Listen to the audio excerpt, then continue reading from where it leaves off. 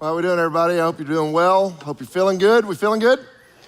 All right, man. It's good to see you guys. Welcome. My name is Stephen. I'm the senior pastor here at Cokesbury, and if this happens to be your first time with us, man, we're really glad you guys are here. I know on a weekend like this, when you get an unexpected school canceling and it's pouring down rain, there's a million different things you could have chosen to do today, but to have this many people in this room on a day like today is awesome. So thank you guys for having the courage to brave the weather, right?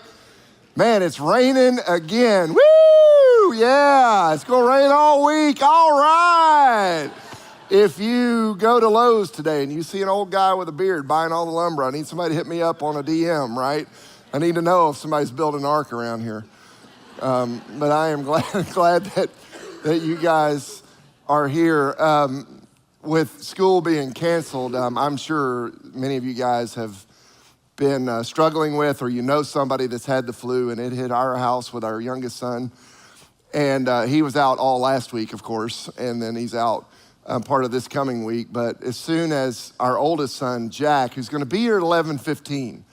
So if you know my son, Jack, he kind of looks like me. I want you to shame him when he comes down the hall. But he called me yesterday. He's a school teacher now. He's down at Austin East here in Knoxville. And he found out, not Friday, but yesterday, that school was canceled, right? Next week, and they were supposed to have a in-service day here in Knox County. They're not gonna have that. So he called me yesterday morning. He's like, hey man, let's go to the beach. And I was like, what? And he's like, yeah man, let's just go to the beach. I'm out of school. I'm like, well, I'm not off work. No. Then he goes, well, if you can't go, can you give me $200? And I was like, are you out of your mind? I'm not gonna give you $200 so you can go to the beach. And so he knows a lot of you guys because he grew up in this church. He may ask you for $200. And you have my permission to shame him right there in the hallway. But I am glad that you guys are here. It's been a great weekend around our church. We're wrapping up this series called Unchained. And what I hope we've been learning is what you just heard Josh sing, is that hope is still out in front of us. And you might think, well, that's not that big a deal, right? Like, it's a cool song. I like the version they did if you're familiar with that song, but you don't really think about it. But I just need you to understand that no matter where you are, where you came from, or what you perceive you've done in your life, that as long as there is air still being drawn into your lungs, hope is still out there. It ain't back there, amen? And that is what this series is about. And we've been learning that Jesus is the ultimate chain breaker.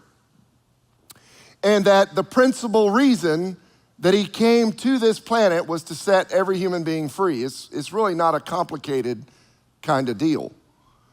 But here's the reality. There are some of us who are in the building, but we're not living free. And the enemy is fine with Jesus being in the area as long as the enemy still has a hold on our life.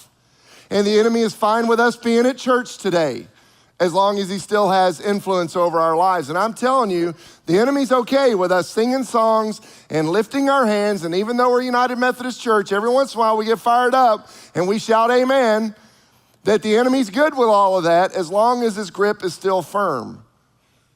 And I believe that way too many of us, this has become normal life.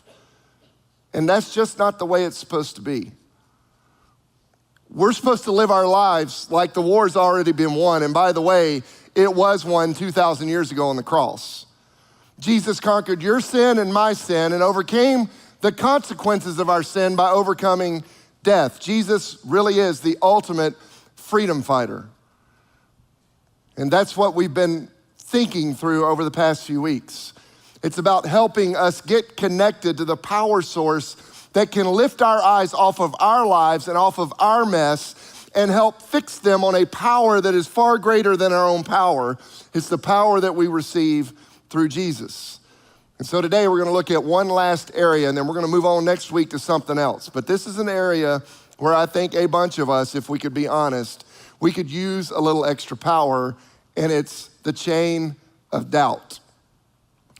Now I know that doubt is not something you're supposed to talk about in church, right? Like, did he just use the D word? Yeah, I used the D word. Well, when you give your life to Jesus, everything's supposed to go great, right? Like you get all the answers and God's like a genie and you just wish everything away and you can't doubt, can you? Yeah, you can doubt. Because here's the truth, we've all got doubt. It's a part of who we are as a human being. Doubt is that feeling that sometimes you just can't shake. Doubt is that thought that keeps running through your mind in the middle of the night that you can't seem to get out of your head. Doubt is that voice that speaks into your ear. It's that knot that forms in the pit of your stomach. It's that sense that something is just not quite right. It's that feeling of uncertainty.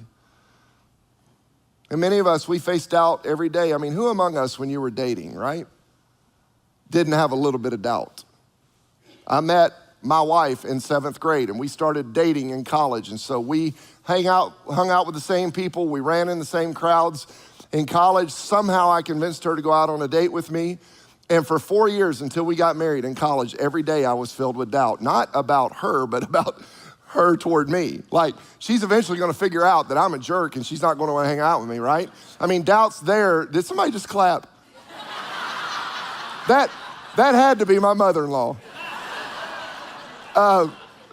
Wow. So, and then you get married, right? There's a reason that a lot of us had a flop sweat going when we were getting married. It's because we knew we were about to take a huge step and it was a permanent step. And we felt like, in that moment, oh wow, can I really live the rest of my life with this one person? We have doubt when we're parents, right? I mean, what parent has not doubted their ability? I've told you guys over and over again, there really was a moment when I thought, because I came from a great family and my wife came from a great family, not my mother-in-law, but the rest of them, and that we were gonna be the perfect parents. And I really did believe that there would come a day that people would wanna sit at our feet and just ask questions about how we did what we did. And what's weird is we hadn't even had kids yet. And then we had 1, and then we had 2, and then we had 3, and there are still moments when I'm like, why did we do this? This is nuts. We have doubt when life takes a certain turn. Listen, I am a lifelong Chicago Cubs fan. My entire life has been filled with doubt every baseball season. The Cubs could be up 17 runs going into the 7th inning, and as soon as they go their bullpen, the doubt just starts welling up inside of me, and I keep telling myself, we're not gonna do it again this time. And the reason I've got that is I've got all that failure in the past. It's doubt. It's something that we all share in common, and I just wanna say right off the bat, because we're gonna deal with some tough stuff today, but I need everyone to hear me that doubt in and of itself is not a bad thing unless it stops you in your tracks. And unless it causes you to feel paralyzed. Unless it prevents you from taking your next step. And listen, unless it convinces you that this time, God's not gonna come through. There's a great story that points to this issue in Mark chapter 9. So if you got a Bible with you and you wanna flip there, you can follow along. Mark chapter 9, this is a crazy story, y'all. It starts right after this thing called the Transfiguration, right? Where Jesus takes some of his closest disciples, they go up on a mountainside. And right there before them, Jesus appears with Elijah and Moses, both of whom had already gone to heaven, and the glory of God shone down on them, and it was just this wild, crazy moment. And so right after that, Jesus comes down off the mountain, and we find this story starting to unfold in Mark chapter 9, verse 14. Mark was there, okay? This is not just some story, this is an eyewitness account. Mark says in verse 14, when they came to the other disciples, they saw a large crowd around them and the teachers of the law arguing with them. Big shock, right? As soon as the people saw Jesus, they were overwhelmed with wonder and ran to greet him. What are you arguing with them about, he asked. A man in the crowd answered, teacher, I brought you my son who is possessed by a spirit that has robbed him of speech. Whenever it seizes him, it throws him to the ground. He foams at the mouth, gnashes his teeth, and becomes rigid. I asked your disciples to drive out the spirit, but they could not. And then right here, Jesus gets a little perplexed. Maybe even comes a little bit frustrated. Verse 19. You unbelieving generation, Jesus replied. How long shall I stay with you? How long shall I put up with you? Bring the boy to me. So they brought him. When the spirit saw Jesus, it immediately threw the boy into a convulsion. He fell to the ground and rolled around, foaming at the mouth.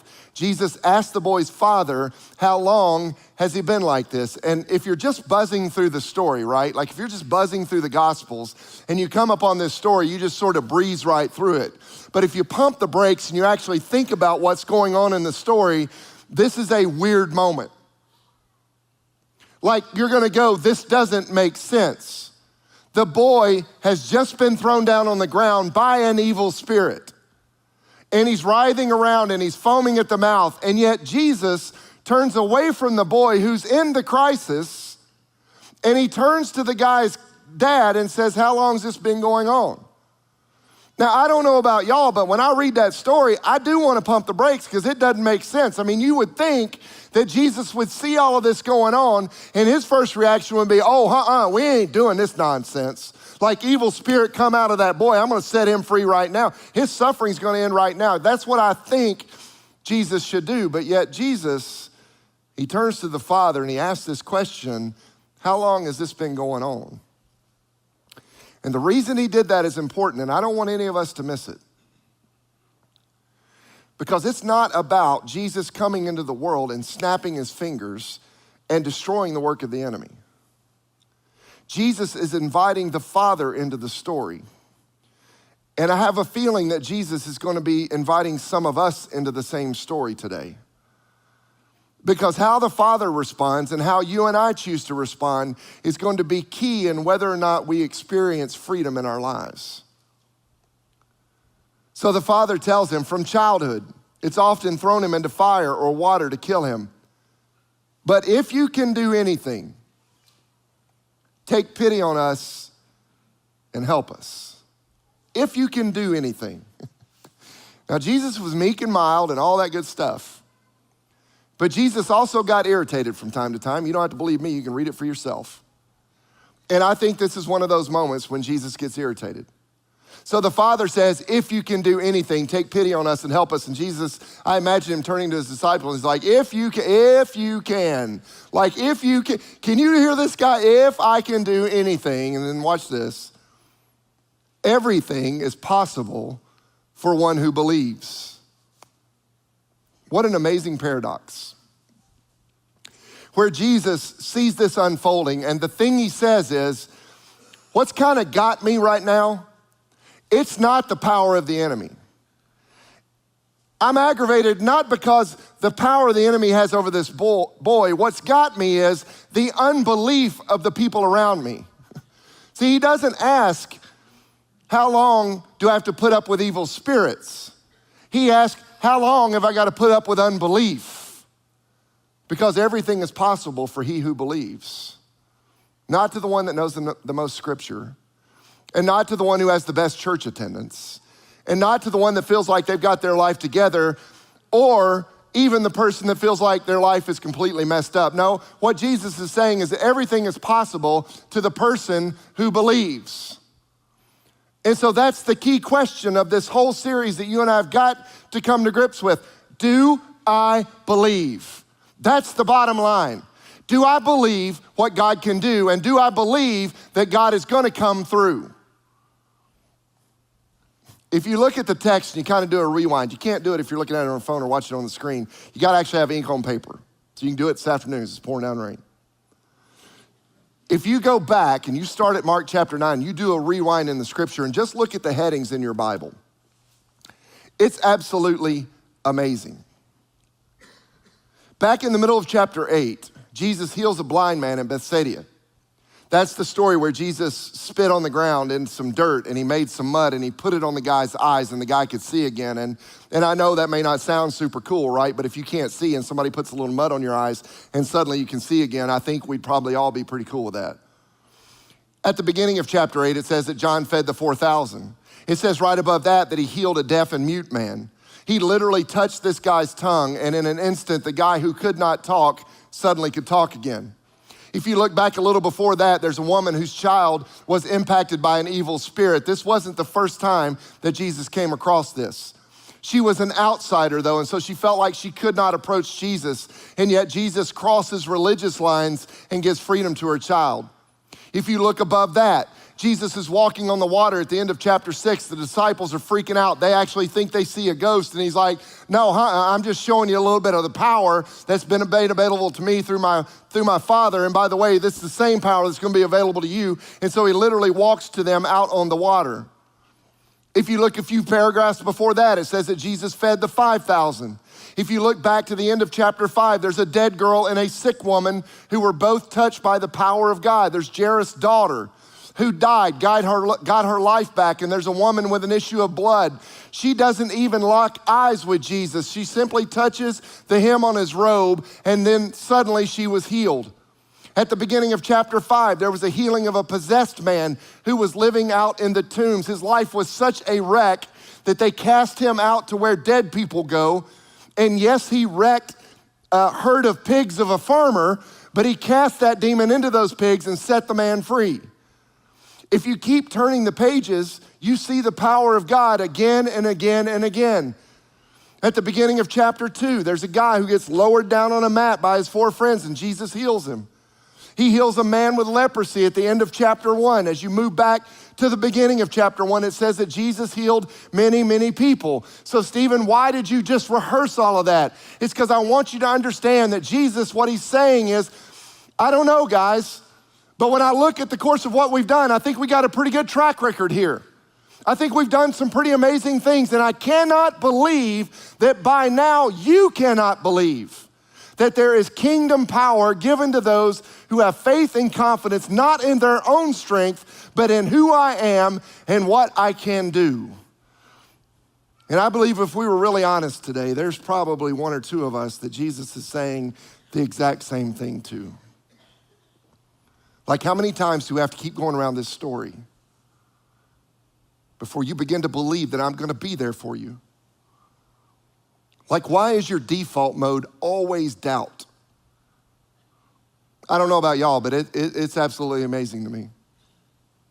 How many times even though I go back and I look over the course of my life and I can tangibly see time after time after time when God stepped up in my life, as soon as I find myself facing this, and I don't know what your this is, but whatever my this is, that my default position is always doubt. Well, there's a reason for that. I think the root cause of every chain that holds us back in life, it is unbelief. And the reason so many of us find ourselves in that space where we're not convinced that God is gonna come through is because God chooses to move in a way that we didn't anticipate God moving. That's how we get paralyzed. It's not that everything's gonna go great and that our life is gonna be straight and that we're never gonna face tough stuff. It's just that when we do face tough stuff or we come to a corner in life that comes out of nowhere and God moves, but because God didn't move the way I want God to move, then I feel like, well, maybe God doesn't really care. And I don't know about y'all, but I've done that 1,000 times in my life, because here's what happens to Christians, especially here in the South, is we do it almost by accident, is we take God and we try to make God in our own image. And we feel like we're so strong and so resilient, and that God did give us these brains, and so we ought to be able to think our way through it, that we then begin to mold and shape, and we start believing that God really ought to be kind of like a genie, right? Like I rub the bottle a little bit when my life's not going right, and then poof, he shows up and he makes this thing go away. And even though God may have been with me every moment of every day, because God didn't act the way I wanted God to act, then my first default is just to go, you know what, man, I don't know if God's gonna come through on this. That's what's going on in the Father's life. If you can, it would be amazing if you had mercy on us and if you help my son. And Jesus says everything is possible to him who believes.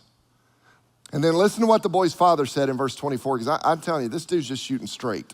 This is like legit real talk. This is not Bible stuff. This is like legit. Immediately, the boy's father exclaimed, I do believe. Help me overcome my unbelief. I do believe, But Jesus, I need you to help me overcome my unbelief. Is that not where most of us are? Like, God, I do believe, but man, in this area, I gotta be honest, I'm struggling. Like, God, I straight up, I do believe who you are, but with this particular thing, I just can't see my way through.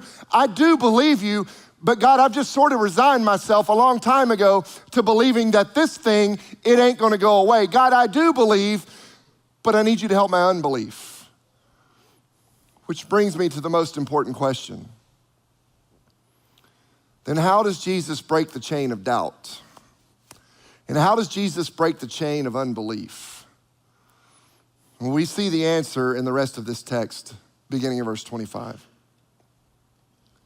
When Jesus saw that a crowd was running to the scene, he rebuked the impure spirit. You deaf and mute spirit, I command you, come out of him and never enter him again. The spirit shrieked, convulsed violently, and came out. The boy looked so much like a corpse that many said he's dead. But Jesus took him by the hand and lifted him to his feet, and he stood up. After Jesus had gone indoors, his disciples asked him privately, so he's gotten away from the mess, why couldn't we drive it out? And Jesus' response, this can only come out with prayer. So if we ask the question, how does Jesus free us from every chain that we've talked about, but especially from the chain of doubt? The answer is really clear and really broad. He does it through his triumph, and he does it through his truth.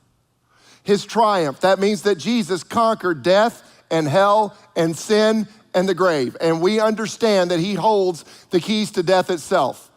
But that's not all Jesus did. He also has spoken truth. Jesus says that you will know the truth, and the truth will set you free. In other words, there are no magic formulas. There is no mysterious code. Like, you didn't miss a Sunday when we handed out the flyer that gave you every answer to every question in life. It's Christ triumphing over death and over hell and over sin and over the grave. It's about an empty tomb. It's about the risen Lord. And it's about the word of truth that Jesus has put in our hands. That's what sets us free. And when it comes to dealing with doubt, it really is about whether or not the rhythm of our lives is operating in the triumph and in the truth of Jesus. And the only way that that's gonna happen is we gotta get the last verse of this story. Jesus replied, this kind can only come out by prayer. Now, I don't know what happens to you guys when you hear that verse. I know a lot of us were raised in the church. Every time I read this story and I read that last verse, my mind drifts back to when I was growing up as a kid, because when I was a kid, even though we were sporadic in our church attendance, we always went to the kind of church where it was King James version of the Bible or nothing. Remember those days? Have I got anybody King James? You're raised on King James? Yeah, KJV, baby, right? KJV. I did a funeral one time for a family member, and I was the only Methodist in the bunch, and they chastised me for reading out of a Methodist Bible because it wasn't KJV. KJV. So when I read this verse, my mind sees what's on the page only by prayer, but my spirit immediately goes to the King James Version, which says this kind can only come out by prayer and fasting, okay? Prayer and fasting. And I don't wanna take any liberties with the text, but I do wanna say King James is a legit translation. And so for the purposes of today, because I think there's power in it, I wanna use the King James Version, that this can only come out by prayer and fasting. And I know what you may be thinking, right? Because I've been hanging around this place a long time. Right now, somebody's sitting here going, oh, wow. Well, Stephen, could you get any more churchy than that? Prayer and fasting. Like, I get the prayer thing and I do it when I can, but fasting, come on, man. That's something they did thousands of years ago. And plus, I can look at you and I know you don't believe in fasting, right?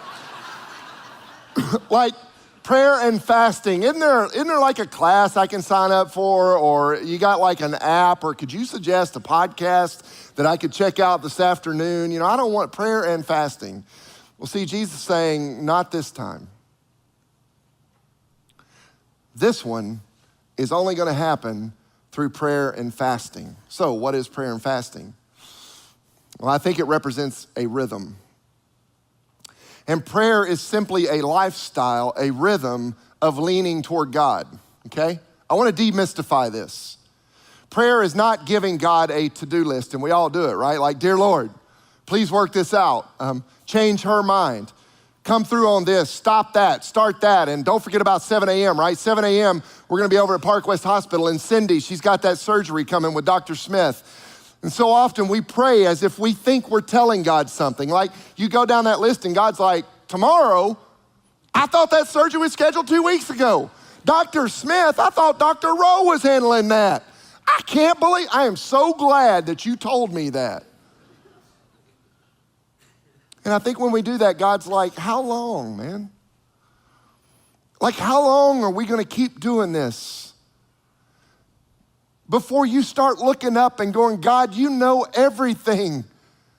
You certainly know about Cindy, so God, I'm not gonna give you my list, but what I am gonna do is I'm gonna trust you, God. I'm gonna believe you today on Cindy's behalf. I'm not gonna tell you what's happening because you already know. You know the doctor's name, you know the anesthesiologist's name, everybody's on that prep team, you know their names. You even know the custodian's name that's gonna come in the middle of the night and change her sheets. You know everything there is to know about everything. So all I'm gonna do today, God, is I'm gonna claim the authority of your name and believe that because you were resurrected from the dead, that no matter how this surgery turns out, I'm still gonna be leaning into you. See that right there, that is a difference maker.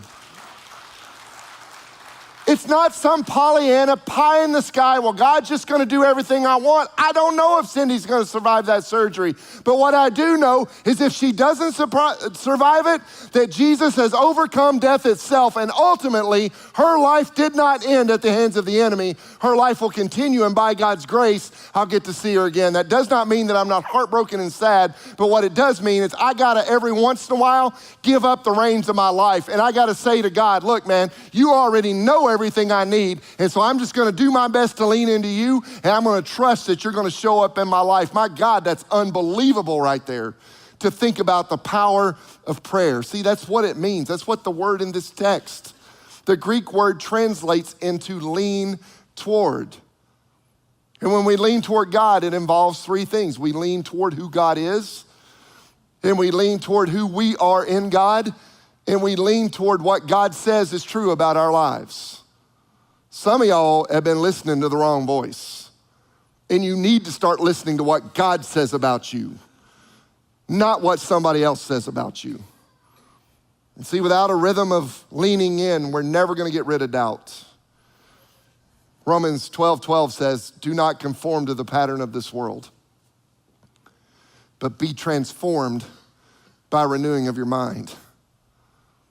See, here's the reality. Our freedom is not based on the size of our bicep. Now, I don't want y'all to get distracted by this one, which is why I wore a coat today, because if you saw what was under this jacket, you wouldn't be able to focus on the rest of it, right? But it's not about the size of our bicep. It's not about how strong we are or how strong we think we are. Our freedom rests on what's going on in the 5 inches between our ears. And when it comes to doubt in particular, we don't need to pump up our might. Some of us just need to change our way of thinking. And we change our way of thinking when we lean into God. Now, fasting, on the other hand, if prayer is leaning toward God, fasting is leaning away from the voice of the world. Fasting is the acknowledgement that I gotta pump the brakes every once in a while. And again, this is not something that you do only if you're a super spiritual person. It's a part of a rhythm. I lean into God in prayer, and I lean away from the world through fasting. So Stephen, are you telling me not to go out to lunch after church? That's not what I'm telling you to do. Because I think the church has cheated ourselves out of this idea of fasting simply by making it about food. Well, then how do you do that? Well, here's a crazy idea. Over the next 7 days, you can turn off social media. Did you know you can do that? Like, if you did that for the next 7 days, you check out of Facebook, You stop following somebody's Insta for 7 days so that you stop trying to compare your life with their best life, because that's all it is. Their life ain't going the way they portray it to be. That's just the best moment of their life. And what happens is, because we get so drawn up in that, we start assuming that that's the way their everyday life is, and our life, well, it must stink, right? Because my life ain't going that way. You can turn that off for 7 days. It's amazing. You can unplug from the news. I'm not talking about the local news. We got local news people here. We need to know about the rain coming this week. It's gonna be ugly. But you can plug out from the national media, because they're not there to report news anyway. They're there to tell you how to think. And that ain't just liberal media, that's the other media too. They have absolutely lost their minds. And all they wanna do is get you to sit in front of that TV and get you fired up about what it is they're talking about. That's a miserable way to live. You can fast by unplugging from politics. Woo! Oh no! My grandmother used to say when somebody started that, she'd go, man, he stopped preaching, now he's meddling. Well, let me meddle a little bit. It's okay to unplug from politics. Like, your whole worldview does not have to be dictated by the candidate you do or don't support. There's a whole world going on in spite of the garbage in Washington. You can unplug from politics. Listen, for the next 7 days, man, you can turn off Netflix. Did you know you can do that? You can make a conscious decision. I'm not gonna scroll for the next 8 hours trying to find something I hadn't already watched before, because you've already seen everything on Netflix anyway. This is going to blow your mind. And I wish I brought mine with me as a way of showing you how it works. But you can actually turn off your phone. Did you know that? Apple's crazy. If you're an Apple user, they got a button on the side of the phone. And you hold the button down, and then this swipe screen comes up, and it says, turn off, and then you can swipe, and it'll turn off. And nobody can call you. And you don't have to check your email. And the temptation to check social media is gone.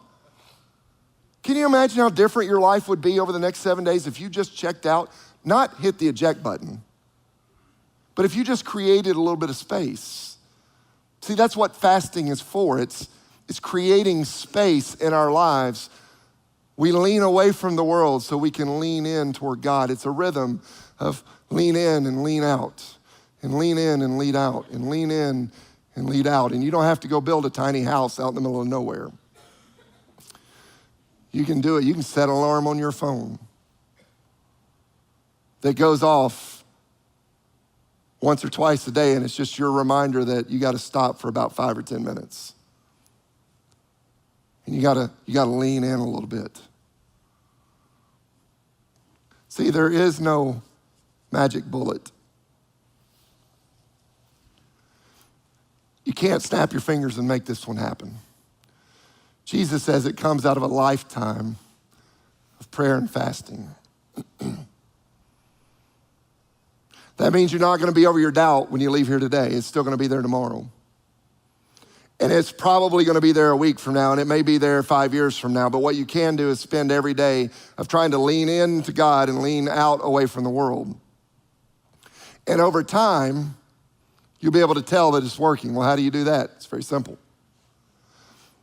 How we know that the leaning in and leaning out is working is that the opening sentence of our lives changes. For way too many of us, the opening sentence of our life is simply, I feel, right? Like, this is a bad one and I feel whatever. Or man, I straight messed up this time and I feel. Or Stephen, I don't know, man. I never saw this one coming, but I feel. And somehow we're up and down with God's ability based on if we slept good or if we liked our lunch or if we took our meds or if we're happy or sad or high or low. And it's like, God, I'm gonna trust in you if my feelings are good enough today. And God's like, well, why don't we do something different? Why don't you lean into me and then we'll tell the feelings that they need to get on board.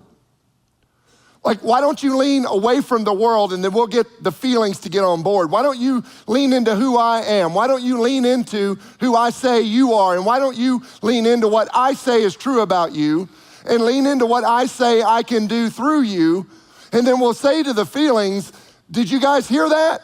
Because we're now walking in a new direction, and we're not gonna walk toward fear, we're gonna walk toward faith, and we need you guys to get on because we're gonna redefine our life right now. Yeah, there may be some bad stuff that's gonna happen, but we're gonna walk in this direction toward Jesus. We're not gonna walk in direction toward doubt. And over time, if we do that enough, it changes the opening phrase from I feel, and it replaces it with I know.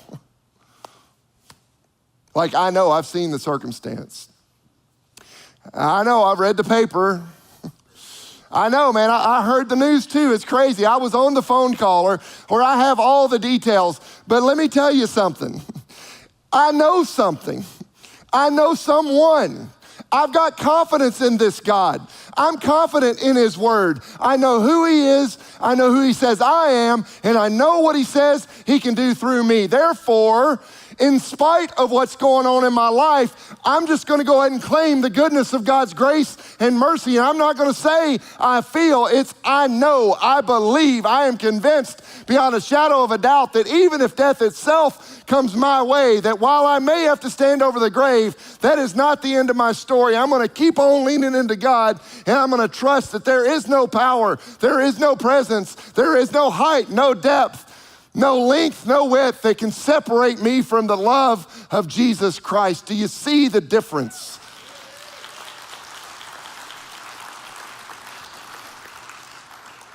Well, Stephen, I ain't ever heard a Methodist talk that way. Well, we ain't a normal Methodist church. It's not a silver bullet. It's a change of mindset.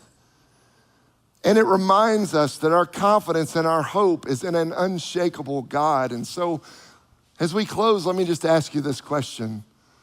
Are you tired enough yet? Do your shoulders feel heavy enough yet?